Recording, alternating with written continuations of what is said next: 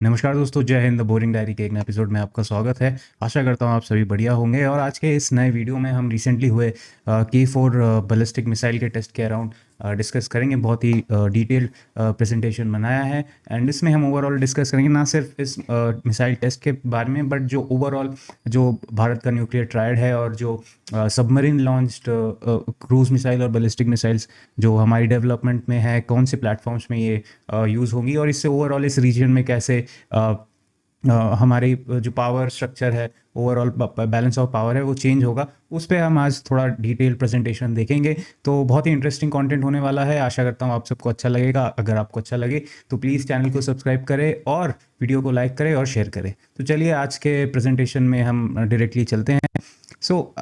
अगर हम थोड़ा सा कॉन्टेक्स्ट को समझें कि ये जब टेस्ट होने वाला था, तो इसको हमने यहाँ पे देखा कि करंटली जो पूरा का पूरा इंडियन ओशन रीजन था, उसमें क्या किस तरीके की सिचुएशन चेंज होने वाली है, वो हमको देखने को मिला। क्योंकि जब ये टेस्ट होने वाला था K4 SRBM का, उससे पहले पूरा का पूरा जो चाइनीज़ रिसर्च वेसल का जो फ्लीट था, उसमें 4-5 वेसल्स जो इस रीजन में घूमते रहते हैं, वो उस टेस्ट रीजन के आसपास आ गए जहाँ पे ये नोटैम दिया गया था। और हमने नोटैम्स को लेके यहाँ भी काफ़ी हद तक हमने थोड़ा सा टॉय अराउंड किया, ताकि हम इवेंचुअली इस पूरी चाइनीज़ रिसर्च वेसल की फ्लीट को, जो कि बेसिकली मिसाइल की ट्रेजेक्ट्री और परफॉर्मेंस को ट्रैक करती है, उसको हम थोड़ा सा इधर उधर उनको थोड़ा सा डिविएट कर सके, कंफ्यूज कर सके। एंड इवेंचुअली वो जब उस तरीके से हमने करके 4-5 नोटैम्स, फेक नोटैम्स दिए, एंड इवेंचुअली जब वो शिप कहीं और थी हमारे एरिया, टेस्टिंग एरिया से दूर, तब हमने ये टेस्टिंग की। हालांकि बहुत ज़्यादा इस चीज़ को लेके डिस्कशन नहीं हुई मेन स्ट्रीम मीडिया में, क्योंकि उनको इतना कुछ समझ में भी नहीं आता है। बट ये एक बहुत ही क्लियर कट एक एनालिसिस है, या फिर एक पॉसिबल सिनेरियो है जो हमको फ्यूचर में देखने को मिलेगा ही मिलेगा। इसलिए इसको द साइलेंट शिफ्ट के नाम से मैंने इस फिनोमेना को नाम दिया है, कि ये किस तरीके से जो हमारा हम जैसे देखते हैं कि एयरफोर्स और आर्मी की से रिलेटेड जो प्रोक्योरमेंट्स है, जो टेस्ट है, उनको बहुत ज़्यादा कवरेज मिलती है।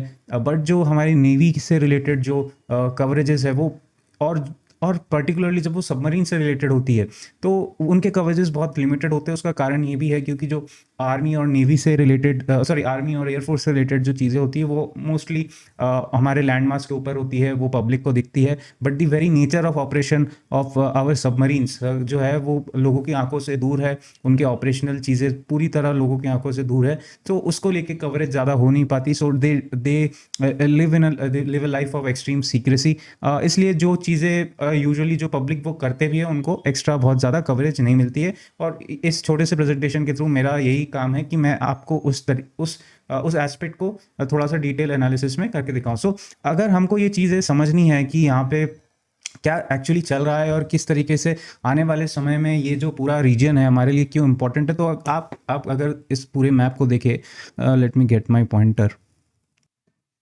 हाँ, तो अगर आप इस पूरे रीजन को देखें, तो पहले तो हमको समझना है ये जो पूरा रीजन है इंडियन ओशन रीजन का, ये हमारे इंडियन नेवी के ऑपरेशनल रीजन में आता है। तो इनको एक बहुत एक्सट्रीमली बड़ा एरिया आने वाले समय में संभालना है, और इसके अकॉर्डिंगली हमें अपनी फ्लीट्स को तैयार करना है, both in terms of quantity and in terms of quality. अब अगर हम यहाँ पे इंडिया को रेफरेंस मान के यहाँ पे लेफ्ट में देखें, तो यहाँ पे ऑब्वियसली पाकिस्तान है, उसके अलावा जो ईरान वाला एरिया है, और साउथ और उस तरीके से मिडल ईस्ट वाला एरिया है। और यहाँ पे भी ऑल द टाइम थोड़ा सा जो सिचुएशन है, सिक्योरिटी सिचुएशन है, वो थोड़ा सा क्वेश्चनेबल रहता है। और यहाँ से बहुत सारा हमारा एनर्जी रिलेटेड ट्रेड भी, एनर्जी रिलेटेड इंपोर्ट भी आता है। और इन जनरल भी वर्ल्ड का ऑलमोस्ट 30-40% ट्रेड जो है वो इस रीजन से होके जाता है। और इसमें एक बहुत बड़ा कमर्शियल और एक बहुत बड़ा ट्रेड रूट ये जो है, ये रीजन जो है इस दुनिया के लिए है। और इसमें अगर किसी भी तरीके का दखल पड़ता है, किसी भी तरीके की इंस्टेबिलिटी आती है, तो वो ऑलमोस्ट सर्टनली पूरी दुनिया के लिए एक बुरी खबर होगी। इसलिए अगर हम इसको ध्यान में देखें और ध्यान से देखें, तो अगर हम चाइना की बात करें, तो चाइना का ऑलमोस्ट मेरे ख्याल से 30-50% या फिर उससे भी ज़्यादा जो एनर्जी है, या फिर हम यूँ कहें जो पेट्रोलियम या फिर क्रूड ऑयल का जो सप्लाई है, वो वो इसी रूट से होके वाया मलाक्का स्ट्रेट होके जाता है। और यही कारण है कि पाकिस्तान में वो लोग ग्वादर बिल्ड कर रहे हैं, ताकि ताकि वो इस रूट के जो वल्नरेबिलिटीज़ है उसको कम कर सके, और ग्वादर में जो पोर्ट है वो जो कि सीपेक के थ्रू चाइना से जुड़ा हुआ है, वो उसको यूज़ कर सके अपने क्रूड ऑयल को चाइना तक पहुंचाने के लिए, by bypassing this Malacca strait situation. वो क्यों इस तरीके का प्लान कर रहे हैं? कि वो इसलिए प्लान कर रहे हैं कि दे डू अंडरस्टैंड कि in case of certain security situation, Malacca strait जो है वो कोई भी, चाहे वो भारत हो चाहे वो यूएस हो, उसको टारगेट किया जाएगा to choke the Chinese supply of energy. इसलिए उन्होंने ये एक सीपेक और ग्वादर जो है वो पाकिस्तान में डेवलप किया है, या फिर कोशिश कर रहे हैं डेवलप करने की, बट आई डू बिलीव कि वो ऑलमोस्ट इररिलेवेंसी के स्टेज पे है।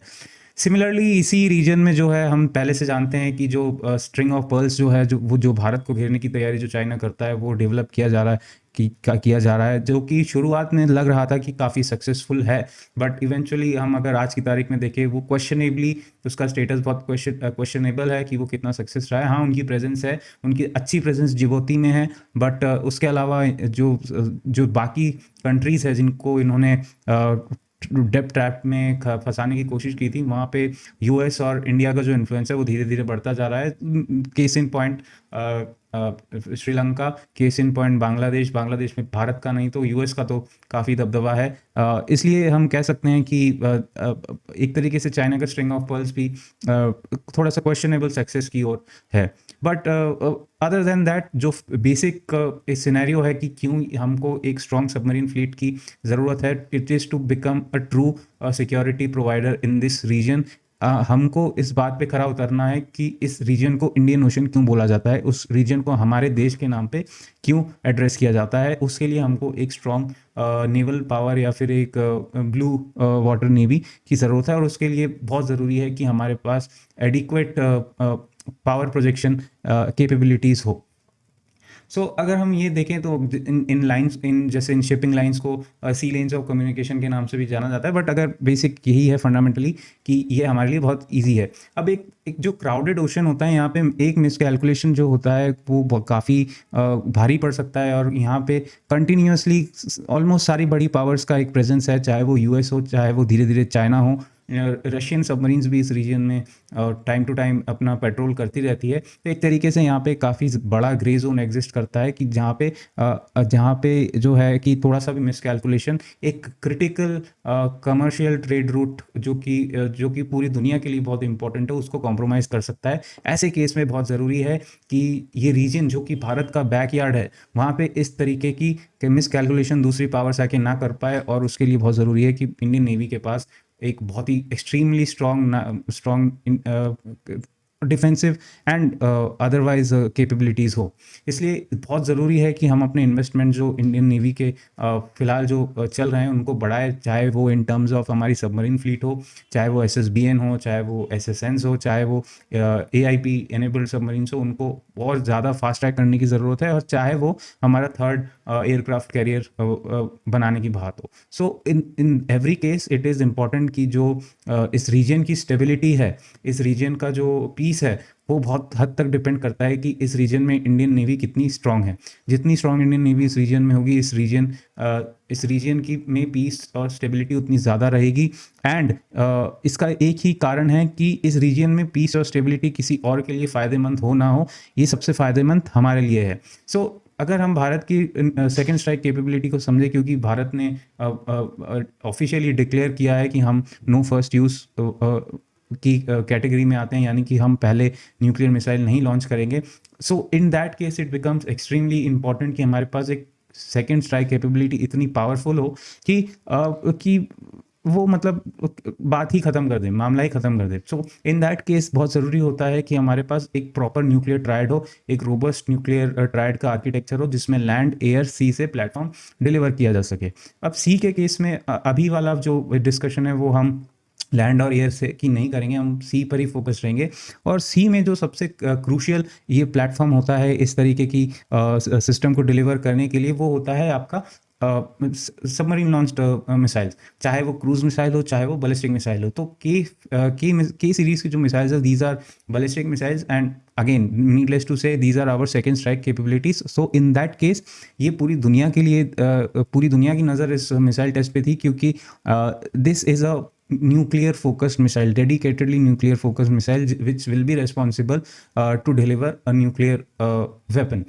So in that case पूरी दुनिया की नज़र इस टेस्ट पे थी, चाहे वो डिएगो गार्सिया में बैठे यूएस की हो, चाहे वो चाइना का हो, जो कि बार बार इस रीजन में अपने रिसर्च वेसल्स भेज रहा था हमारी मूवमेंट्स को मॉनिटर करने के लिए. सो ये जो अभी टेस्ट हुआ है, फॉर्चुनेटली बहुत ही सक्सेसफुल टेस्ट हुआ है. 3500 किलोमीटर की रेंज है, और जो प्लेटफॉर्म इसको कैरी करेगा, नीडलेस टू से it will be the Arihant class SSBNs. और अगेन इस पूरे प्लेटफॉर्म पे भी हम डिस्कशन करेंगे जब इस स्लाइड शो में हम आगे बढ़ेंगे. तो अब तक जो हम सिस्टम यूज़ कर रहे थे, वो यूज़ कर रहे हैं, मतलब अभी भी कर रहे हैं. It is also part of the triad. तो वो इसका छोटा भाई था, K4 का छोटा भाई था. It is the K15 Sagarika missiles. 750 kilometre का रेंज है, 1000 kg का इसका ऑलमोस्ट पेलोड कैपेसिटी है. एंड अगेन इसका जो यूज़ है वो थोड़ा सा इन दैट सेंस थोड़ा सा स्ट्रेटेजिक है, या फिर नॉट स्ट्रेटेजिक बट टेक्टिकल हम कह सकते हैं, क्योंकि इसका रेंज भी एक ज़्यादा है नहीं, अप टू 750 किलोमीटर. और ज़्यादा से ज़्यादा अगर हम पेलोड को घटाएंगे तो वो 1000 से 1200 किलोमीटर तक जाएगा. ऑन दी अदर हैंड जो K4 मिसाइल है, काफ़ी बड़ा मिसाइल है. इसका अपना खुद का वेट, पेलोड कैपेसिटी भी ऑलमोस्ट 2.5 टाइम्स है. और अपने एक्चुअल रोल में ये एक बहुत ही डीप स्ट्राइक और एक स्ट्रेटेजिक सिस्टम है. एंड इन दैट केस अगर हम देखें जब इसको जब प्लेस करना होगा सबमरीन में, नेचुरली एक सबमरीन जो है it will be able to carry more K15 compare to the K4 missiles, क्योंकि K4 missiles in that sense काफ़ी अपने शेप फैक्टर में बड़े हैं, and K15s are smaller missile. So SSBN fleet जो है, जो हम देख रहे हैं कि धीरे धीरे जो ये न्यूक्लियर पावर्ड सबमरीन है, जिसको कि बहुत लंबे समय तक अपने सरफेस पे आने की ज़रूरत नहीं पड़ती, और ये पानी के नीचे ऑलमोस्ट थियोरिटिकली एक न्यूक्लियर पावर्ड मिसाइल जो है वो पानी के नीचे लाइफ लॉन्ग रह सकती है, उसे ऊपर आने की ज़रूरत ही नहीं है.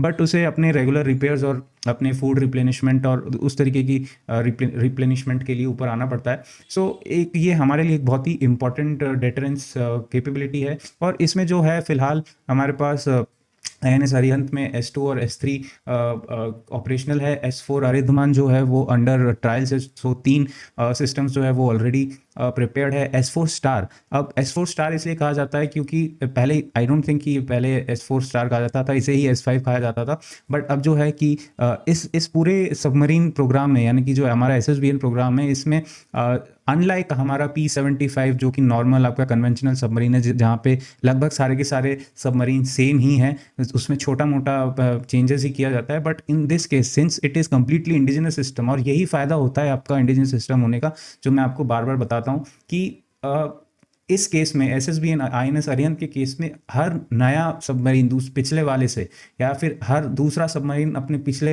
वाले सिस्टम से बड़ा और ज़्यादा केपेबल होता है. और उस हिसाब से हम कहें कि जब तक S4 स्टार या फिर S5 सबमरीन आना चालू होंगे, तो INS अरिहंत यानी कि जो S2 सबमरीन है वो एक तरीके से प्रोटोटाइप या फिर एक टेस्ट बेड की तरह लगने लगेगा. That will be the big difference, क्योंकि अगर आप यहाँ देखें तो लगभग 4 फिलहाल S3 सबमरीन्स में 4 वर्टिकल लॉन्च ट्यूब्स है, और आने वाले जो फ्यूचर S4 क्लास है या फिर S5 S6 उसमें 8 या 8 से ज़्यादा वर्टिकल लॉन्च सेल्स आने वाले हैं. और एक लॉन्च सेल में मेरे ख्याल से 3 K15 मिसाइल्स आती हैं, और एक K4 मिसाइल आएगा. सो इन दैट केस जो स्ट्राइक कैपेसिटी होगी आने वाले समय में, वो बहुत ही ज़्यादा ज़बरदस्त होगी. And it will be something, अगर ठीक है दुनिया भारत को उस मायने में ज़्यादा नहीं मानती है, और चाइना से भले ही छोटा होगा, बट किसी भी पावर को इस रीजन में आने से पहले, यहाँ पे किसी भी कोट अनकोट मिस कैलकुलेशन करने से पहले उसको 10 बार सोचना पड़ेगा कि भाई यहाँ पे इंडियन ओशन में एक ऐसी सबमरीन फ्लीट भी घूमती है, तो we don't know where it is, we don't know कहाँ पे ये कब जाता है कब आता है. It can stay under water for God knows how long, and it is carrying XYZ number of nuclear missiles. Any bad miscalculation can cause anything, some serious consequences. So उस तरीके से अगर हम देखें तो ये एक पूरा एक मैप है K4 के पॉसिबल रेंज का। आई थिंक बीजिंग और शंघाई तक भी ये जो इसकी स्ट्राइक कैपेसिटी है, अगर अगर हम समझें डिपेंडिंग कि वो सबमरीन कहाँ पे प्लेस्ड है। तो आप अगर आप देखेंगे, मैंने यहाँ पे मैं फ़ोटो डालना भूल गया हूँ, बट अगर आप ध्यान से देखेंगे कि अगर आप गूगल पे टाइप करेंगे कि इंडियन ओशन का फ्लोर मैप कैसा है, तो both in the Arabian Sea and in the Indian Ocean region यहाँ पे कुछ बहुत ही डीप कैनियन है। और यहाँ पे हमारे सबमरीन्स जो है वो काफ़ी लंबे समय तक इतने डीप हैं कि इनको इनको सैटेलाइट बेस्ड ईडब्ल्यू सिस्टम्स या फिर इनको इजीली सरफेस बेस्ड वेसल से ढूंढा भी नहीं जा सकता है। वो यहाँ पे महीनों पड़े रह सकते हैं एक एरिया में, and depending on their location we can reach to any part of China. And मेरे अगर हम एनालिसिस को और ध्यान से समझे तो इन दैट सेंस कि पावर बैलेंस तो चेंज होगा, बट इससे पहले कि हम ये डिस्कस करें कि किस तरीके से कि K4 और K15 अपने आप में किस पॉसिबल सिनेरियोज के लिए यूज़ होने वाला है, उससे पहले हमको समझना पड़ेगा कि ये किस तरीके से इंडो पैसिफिक का जो है पूरा पावर डायनेमिक को इम्पैक्ट करता है। तो चाइना और पाकिस्तान के लिए Chinese navy was very much interested, वो बहुत ज़्यादा इंटरेस्टेड थे इस सिस्टम की को स्पाई करने के लिए, और बार बार अपने रिसर्च वेसल भेज रहे थे। दैट शोज कि ये उनके लिए मिसाइल कितना ज़्यादा उनको कंसर्न करता है। एंड नीडलेस टू से फिलहाल जो टेस्ट हमने किया है वो मेरे ख्याल से चाइनीज सिस्टम को बहुत ज़्यादा उतनी क्लोजली एनालाइज नहीं कर पाएंगे, क्योंकि they were not in the region while the test was being done, और वो बहुत पास में नहीं थे, वो उन्होंने दूर से ज़रूर किया होगा। We played the NOTAM game very well, but fortunately जो टेस्ट हुआ उस टाइम पे हमारे टेस्टिंग रीजन के बिल्कुल पास में कोई भी चाइनीज़ वेसल नहीं था। पाकिस्तान को मैं इस इक्वेशन में नहीं गिनता हूँ, बट क्वाड के लिए जो है, हालांकि फ़िलहाल यूएस और भारत के जो रिलेशन है वो एकदम रॉक बॉटम में कहूँगा, साइलेंटली रॉक बॉटम पे है, but ultimately it gives the US एक काइंड ऑफ उनको एक सेटिस्फैक्शन मिलता है कि चाइना को in case of any bad miscalculation, it gives US the satisfaction that there is someone in this region which can be used as a counterweight to India. But I do not think कि भारत अपने आप को इस तरीके से देखता है कि हम यूएस के कहने या ना कहने पे किसी भी झड़प में अगेंस्ट चाइना इन्वॉल्व होंगे। We are making this system for our own security and to be used as per our will, not somebody else's will. So हम आगे अगर बढ़े तो कैसे हमारा ओवरऑल जो under water offensive under water platforms की जो अटैक कैपेबिलिटी है वो कैसे चेंज हो रही है, नॉट चेंज बट डेवलप हो रही है। सो हमारे पास फिलहाल K15 मिसाइल था, अब हम K4 के टेस्ट शुरू कर चुके हैं। It will be on the systems on the submarines very soon. उसके साथ साथ हम not just ballistic missile, we are working on the cruise missiles as well. We have the submarine launched BrahMos ER। कहा जा रहा है कि ये P75I सबमरीन्स में भी आने वाले हैं, और निर्भय मिसाइल का जो सबमरीन लॉन्च वर्जन है उस पर भी काम चल रहा है। सो अगर हम समझे कि हम किस तरीके का सिस्टम डेवलप कर रहे हैं, कि एक पूरा का पूरा गैमेट ऑफ सॉल्यूशंस हम डेवलप कर रहे हैं कि in case of any bad thing, these platforms will also have the capability to not only launch a deterrence or a second strike capability, but also the capability of 100% strike. So अगर हम देखें कि ब्रह्मोस के case में जब operation सिंदूर हुआ था, it took only 11 missiles. So 800 kilometre का जब मिसाइल सबमरीन लॉन्च होगा, पहली बात तो मिसाइल का ही पता नहीं चलता है, और इस केस में कहाँ से लॉन्च हुआ है, किसने लॉन्च किया है, कितने डेप्थ से लॉन्च हुआ है, किसी को वो भी नहीं पता चलेगा। So the BrahMos supersonic cruise missile becomes an extremely potent system. Same for Nirbhay missile, जहाँ पे हमको ज़रूरत पड़ेगी कि एक kind of a swarm attack launch किया जाए before we go in for a very strategic attack, ताकि एक तरीके से हम जो सामने वाले के सिस्टम्स हैं, एडवर्सरी के सिस्टम है, उनको कंफ्यूज करके एक जो हमारा मेन सिस्टम है उसको लॉन्च कर सके। या फिर अपने आप में निर्भय मिसाइल भी लो फ्लाइंग है, बिल्कुल सी स्कीमिंग सिस्टम है। उसकी एक इमेज भी आई थी जहाँ पे वो 28 से 30 फीट ऊपर पानी, मतलब सरफेस लेवल से 28 से 30 फीट ऊपर उड़ रहा था over the sea, not over the water surface. In that sense जो सिस्टम्स हम डेवलप कर रहे हैं वो काफ़ी प्रॉमिसिंग है। उसके अलावा मैंने इसमें डिस्कस नहीं किया है क्योंकि वो सबमरीन लॉन्च नहीं है, बट योर LRASHM जो आपका हाइपरसोनिक मिसाइल है, long range anti ship hypersonic missile, हालांकि वो सबमरीन लॉन्च नहीं है, but it is also going to add in to the equation. In that way अगर हम एनालाइज करें कि हमारा जो इंडियन नेवी का ओवरऑल जो कैपेबिलिटी है, कैपेबिलिटी डेवलपमेंट है, वो बहुत ही एक्सट्रीमली एक्सट्रीमली स्ट्रॉन्ग तरीके से आगे बढ़ रहा है। So that is one thing to say. अगर हम आने वाले समय की टेस्टिंग देखें, और K4 पे बात रुकने नहीं वाली है, we are also developing the K5 and the K6 system. So आने वाले समय में अगले 10 से 15 साल की हम बात करें, so we will have a very potent platform, and those platform will have very potent system that can give a बहुत ही बढ़िया एक पंच पैक करने वाले हैं। सो इन दैट वे बहुत ही एक प्रॉमिसिंग हम फ्यूचर देखते हैं। बोथ K5 और K6 जो SLBMs है, I think both will have the MIRV capabilities, और रेंज के मामले में भी एक जो होगा वो 5000 से 8000 किलोमीटर, और दूसरा जो होगा 8000 से 12000 किलोमीटर का रेंज लेके अपने साथ आएंगे। तो अपने आप में बहुत ही प्रॉमिसिंग सिस्टम्स हैं। अगर हम और थोड़ा आगे चलें तो एक तरीके से जो डेटरेंट हम बना रहे हैं वो बहुत ही इंपॉर्टेंट है, क्योंकि भारत भी एक तरीके से इकोनॉमिकली डेवलप कर रहा है, और हमारे अपने economic interest, not just security interest, हमको अपने इकोनॉमिक इंटरेस्ट को सिक्योर करने के लिए ये बहुत ज़रूरी है कि हम अपने ट्रेड इंटरेस्ट्स और हमारे ट्रेड रूट्स को सेफ रखें। वो रूट जब हमारे इंडियन ओशन से होके आते हैं, इट बिकम्स इम्पेरेटिव, और मतलब ये नो ब्रेनर हो जाता है कि हम ऐसे सिस्टम्स डेवलप करें कि कोई मिस एडवेंचर करने से पहले सोचे तो छोड़ो, वो सोचे ही ना। तो उस तरीके के सिस्टम्स हम डेवलप करने की ओर आगे बढ़ रहे हैं। आगे बढ़ने से पहले और हम थोड़ा और ये भी समझेंगे कि हमारे SLBM और SLCM जो बैलिस्टिक मिसाइल और क्रूज मिसाइल के बारे में मैंने थोड़ा सा डिस्कस किया। तो बेसिकली जो बैलिस्टिक डेटरेंस है वो K फैमिली की मिसाइल से आएंगी, जो कि आपकी बैलिस्टिक मिसाइल्स हैं। जो हमारा टैक्टिकल स्ट्राइक है वो ब्रह्मोस के थ्रू आएगा। जो हमारा लॉन्ग रेंज सबसोनिक स्ट्राइक है वो हमारे निर्भय कैटेगरी के क्रूज मिसाइल से आएगा। सो जो डेटरेंस होगा वो बैलिस्टिक मिसाइल से आएंगे, क्योंकि इनको ट्रैक करना या फिर इनको इन द सेंस कि इनके टर्मिनल स्टेज में ट्रैक करना नामुमकिन होता है। और जो एक्स्ट्रा पंच है, जो एक मतलब एक क्वालिटी और क्वांटिटी वाला पार्ट है, और तो क्वांटिटी वाला पार्ट निर्भय लाएगा, एक क्वालिटी वाला पार्ट आपका K सीरीज मिसाइल लाएगा, और क्वालिटी और क्वांटिटी का जो मिक्सचर है वो ब्रह्मोस लाएगा। ब्रह्मोस की परफॉर्मेंस के बारे में कोई क्वेश्चन अब रहा नहीं है, everybody knows how what is it, and we all know कि उसके रिजल्ट्स क्या थे।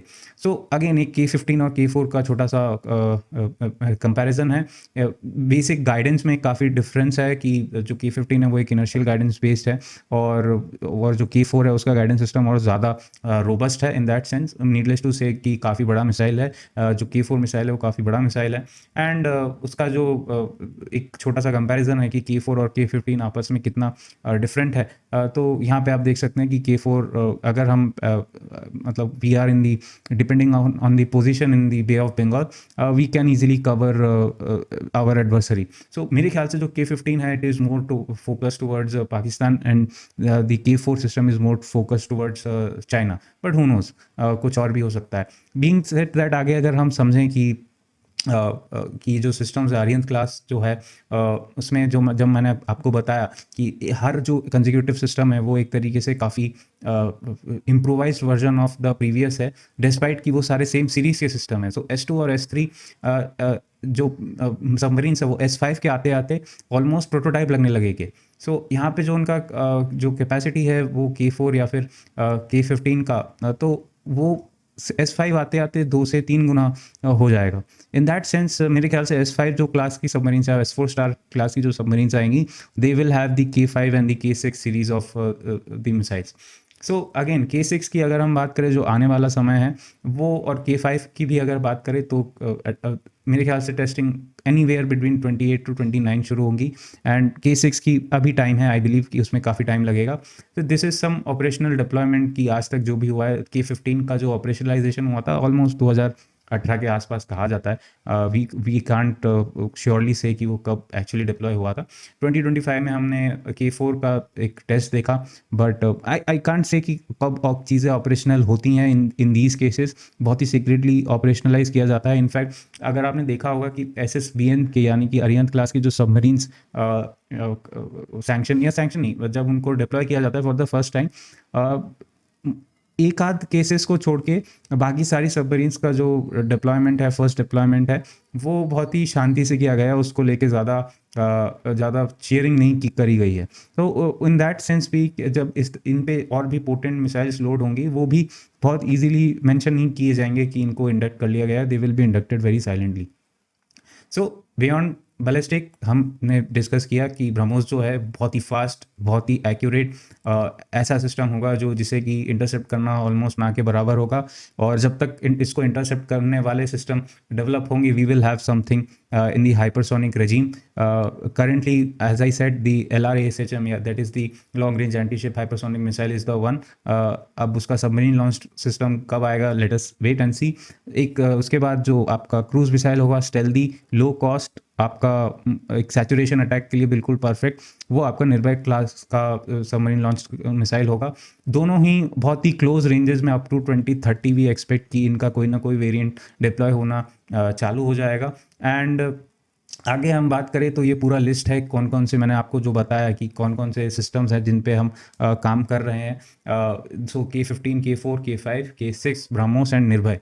सो these are the systems that the Indian navy is looking in next 10 to 15 years. Overall impact जो है अगेन पाकिस्तान पे, उनकी तो 11 ब्रह्मोस में फटी पड़ी है। चाइना के लिए they will be taking into account these system, the LRSHAM and the K4, K5, K6 into account as and when BrahMos and the Nirbhay variant of the submarine launched cruise missile is deployed, वो भी उसको equation में लेना पड़ेगा। तो overall वो हमें इतना हल्के में नहीं ले सकते हैं, बिकॉज पॉसिबली फ़िलहाल हमारे पास जो क्वांटिटी है इन टर्म्स ऑफ हमारे शिप्स, जिसे कि हम 200 तक बढ़ाने की बात कर रहे हैं अगले 10 सालों में, वो फ़िलहाल कम है। बट ना तो आने वाले 10 सालों में ना तो शिप्स हमारे पास कम होंगी, ना उनमें लगी मिसाइलें कम होंगी, और वो लगी हुई मिसाइलें भी अपने आप में काफ़ी पोटेंट होगी। तो उनके लिए काफ़ी चीज़ें कॉम्प्लिकेटेड होती दिख रही है। सो अगेन एक बहुत ही अच्छा हमको उदाहरण देखने को मिल रहा है from the terms of how power is being और how these kind of systems are being developed. हालांकि there is a lot of space for improvising in terms of कि हम कितनी जल्दी प्रोजेक्ट्स को एग्जीक्यूट करते हैं। हम बार बार डिले देख रहे हैं हमारे P75I, P76 सबमरीन्स, जो कन्वेंशनल सबमरीन्स है, और जो SSN क्लास की सबमरीन्स है, जो न्यूक्लियर अटैक सबमरीन्स है, उन प्रोजेक्ट्स के केसेस में भी। सो यहाँ पे काफ़ी हमको इम्प्रूवमेंट करने की ज़रूरत है। और आज के प्रेजेंटेशन के लिए इतना ही। आप, मुझे लगता है आपको इससे काफ़ी वैल्यू मिली होगी। आपके क्या ख्याल है इस टेस्ट के बारे में, आप मुझे कमेंट सेक्शन में ज़रूर बताएं। Until next video, thank you, bye bye and जय हिंद।